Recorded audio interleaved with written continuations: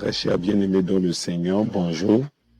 Dieu m'a mis à cœur de venir auprès de vous ce matin pour réaliser cette vidéo. Pas pour rien. Je vais parler un peu de la délivrance. Lorsque nous parlons des sujets de la délivrance, ce sujet-là concerne tout le monde, même moi, même les hommes de Dieu. Tout le monde a besoin de la délivrance parce que la Bible dit que l'ennemi rôde comme un lion.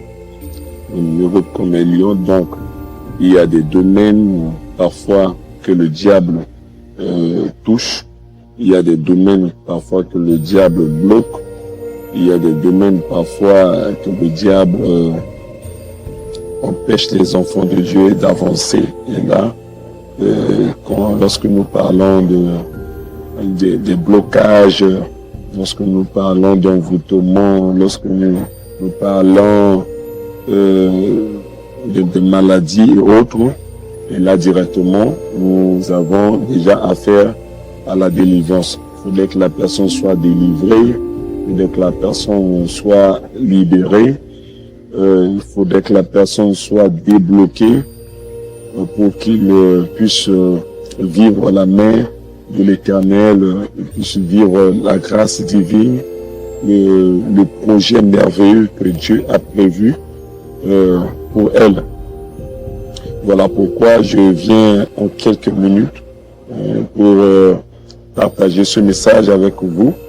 Alors, je dis ici, je suis là pour répondre peut-être à deux ou trois questions qu'une sœur et un frère m'a posées. La première question, c'est la question d'une sœur. Elle m'a posé cette question, elle me dit, papa, pourquoi un culte de délivrance? Pourquoi un culte de délivrance? Est-ce que c'est important? Est-ce que c'est important c'est important pour que les églises puissent organiser des cultes de délivrance? Est-ce que ça a un sens? Un sens parce que elle n'a pas posé cette question pour rien. Elle m'a dit qu'il y a des églises qui ne font pas des cultes de délivrance. Et ils disent que ça n'a pas de sens, tout ça. Et voilà la raison de sa question. Et voilà. Je vais répondre tout simplement. J'ai écrit ici. Je dis la raison principale d'un culte de délivrance.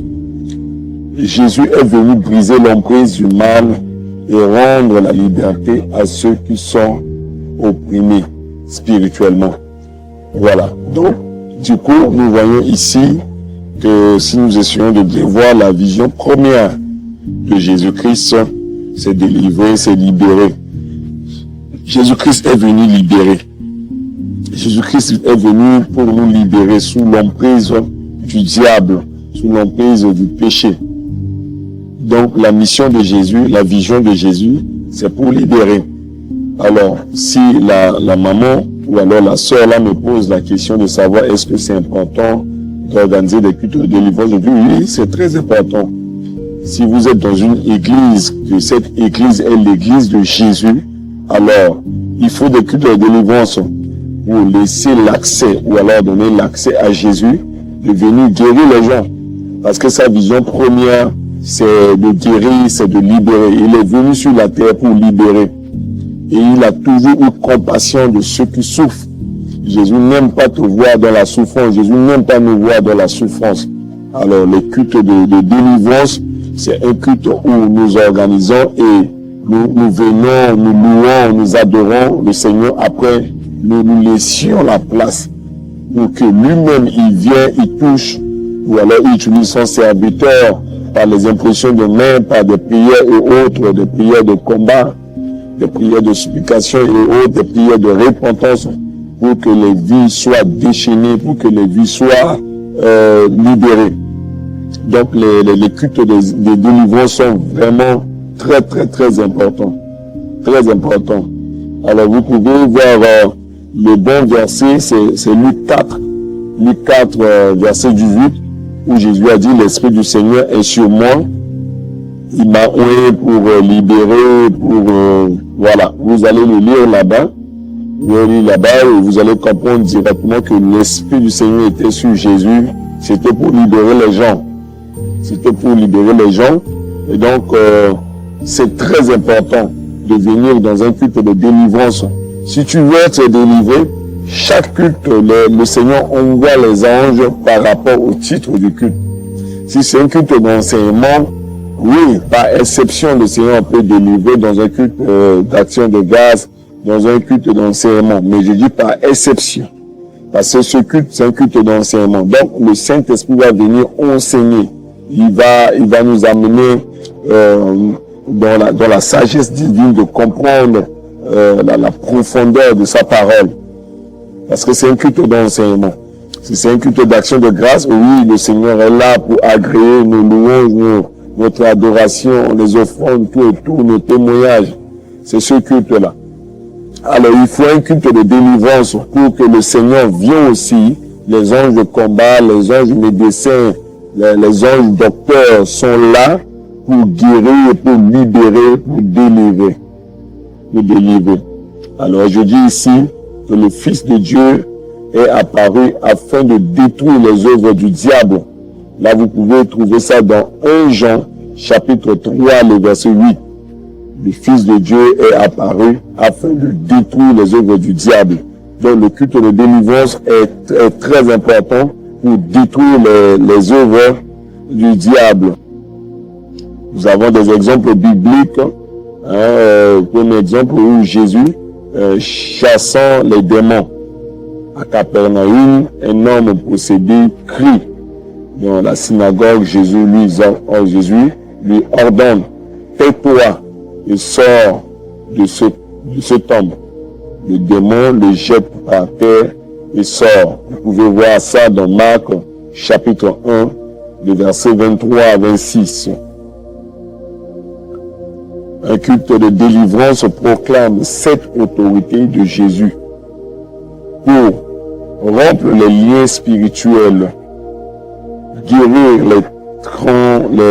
les traumatismes profonds, restaurer l'identité en Dieu.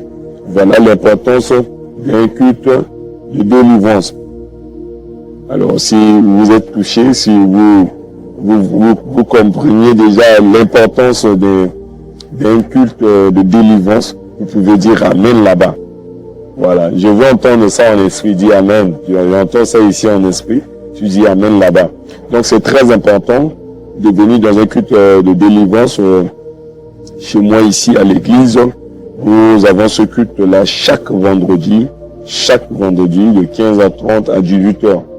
Vendredi 15h30 à 18h. Hier, nous étions là, le Seigneur a beaucoup fait.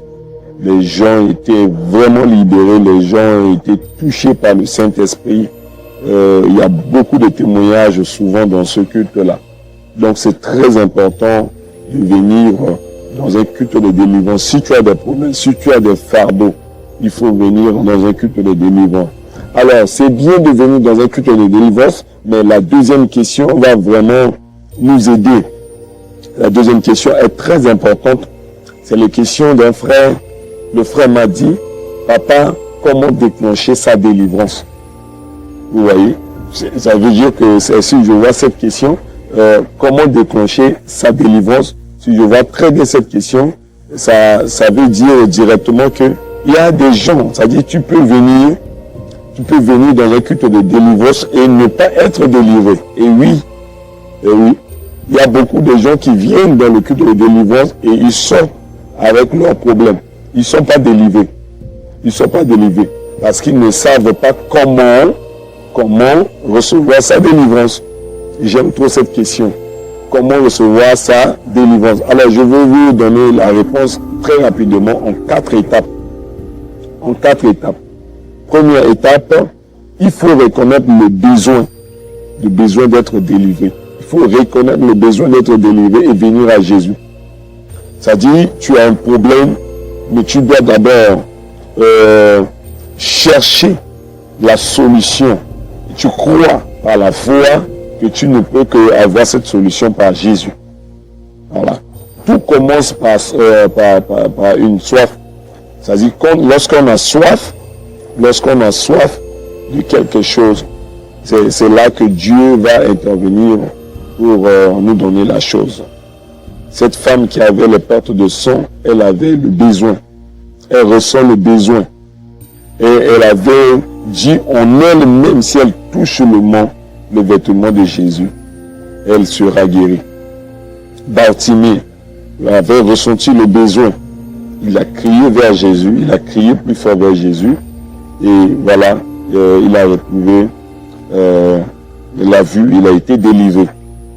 Donc il faut d'abord reconnaître le besoin et venir à Jésus. Et venir à Jésus. Quand je parle de venir à Jésus, je ne parle pas de venir à l'église.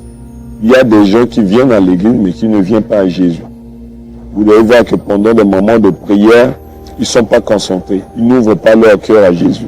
Ils ne sont pas prêts pour que Jésus entre en eux et travaille en eux. Voilà. Donc, je parle de venir à Jésus. Venir à Jésus n'est pas venir à l'église. Les gens viennent à l'église, mais ils ne viennent pas. Beaucoup de gens viennent à l'église pour voir comment les chantres chantent, pour estimer le pasteur qui prêche, mais en réalité, ils ne sont pas connectés. Ils ne sont pas connectés. Alors moi, je parle de venir à Jésus. Venir à Jésus, c'est que tu attends Jésus. Tu attends quelque chose de Jésus. Tu attends quelque chose de Jésus. Tu es connecté. Tu ouvres ton cœur à Jésus. Voilà. Elle a dit, venez à moi, vous tous qui êtes fatigués, chargés, et je vous donnerai du repos. Là, c'est dans Matthieu 11, le verset 28. Matthieu 11, le verset 28. Alors, ce que vous allez faire en venant à Jésus, c'est confesser à Jésus vos luttes. C'est-à-dire, quand tu viens à Jésus, toi-même, tu dois décharger tes fardeaux. Tu confesses ces fardeaux. Tu dis, Seigneur, regarde, je souffre. C'est toi seul qui peux m'aider. Voilà ça, voilà ça, voilà ça. Tu parles à Jésus. Souvent, quand il s'agit de raconter nos problèmes aux hommes, nous prenons le temps. Nous prenons le temps pour raconter ces problèmes-là. Mais s'il s'agit de raconter le problème ou alors parler à Jésus, vous allez voir que les gens sont là, ils ne parlent pas à Jésus. Il s'agit de la prière. La prière, c'est quoi? La prière, c'est parler à l'Esprit de Dieu, c'est parler à Jésus. Donc, il faut lui parler, il faut lui présenter le problème avec des détails. Seigneur, vois, je souffre. Seigneur, c'est ici. Seigneur, je suis ton enfant. Voilà. Et quand tu décharges le fardeau à Jésus, tu seras très soulagé. Alors, deuxième étape, très rapidement, je dis renoncer aux portes ouvertes au mal. Il y a des portes que toi-même tu as ouvert cette porte-là, peut-être il y a longtemps, pour que le mal entre en toi. Alors tu dois renoncer à ces portes-là. Alors quand je parle de renoncer aux portes, là du coup, nous parlons du péché. La porte, souvent, c'est le péché. C'est la désobéissance à la parole de Dieu. Le diable nous pousse à désobéir quelque part, à pécher quelque part, et nous ouvrons la porte. Et maintenant, le mal entre. Donc, il faut renoncer au péché. Il faut renoncer au péché. Voilà, je dis ici, soumettez-vous donc à Dieu, résistez au diable, hein, et il fuira loin de vous. Là, vous pouvez trouver dans Jacques 4, verset 5. Donc, il faut te soumettre à Dieu. Il faut te repentir, il faut la repentance. Il faut te soumettre à Dieu. C'est ça, renoncer aux portes. Nous avons l'exemple à Éphèse, les nouveaux convertis brûlent leur livre de magie. Acte 19, verset 19. Il y a des gens qui ont encore des choses fétiches, mais qui viennent quand même demander la délivrance. Ça ne va pas marcher. Ça ne va pas marcher. Vous voyez, à Éphèse, ils ont brûlé leur livre de magie. Donc si tu as des trucs, tu as des gris-gris, tu as des fétiches, hein, tu as des petits fils magiques, des petits fils fétiches, il faut renoncer à ça, il faut brûler ça. Il faut amener ça même à l'église, tu confesses, tu jettes ça, on brûle ça. C'est alors que tu seras libre. Parce qu'on ne peut pas mélanger Dieu. On ne peut pas mélanger Dieu. Voilà. Il y a des péchés volontaires que vous allez renoncer. Il y a des serments que vous avez à l'époque vous avez fait des sermons au diable, vous devez renoncer les ressentiments. Vous devez renoncer à tout ça. Alors, troisième étape, très rapidement, c'est proclamer maintenant l'autorité de Jésus.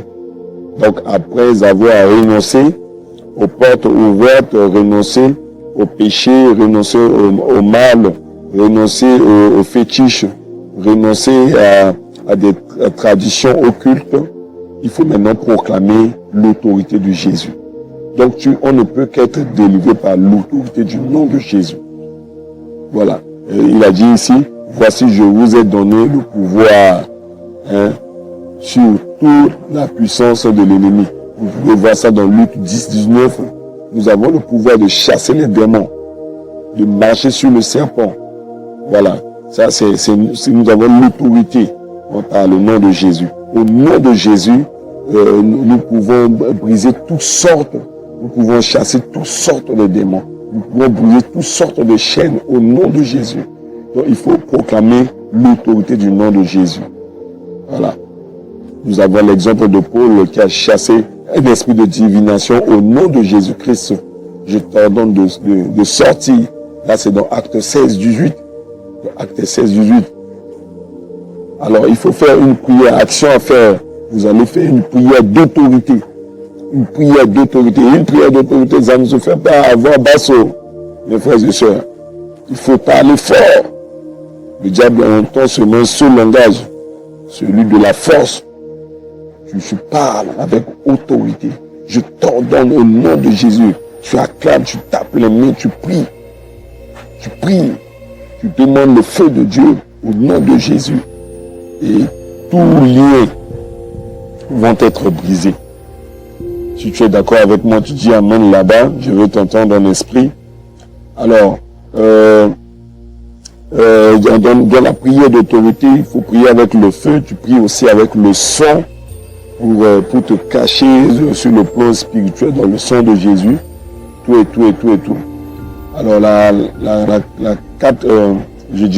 quatrième étape, c'est résister.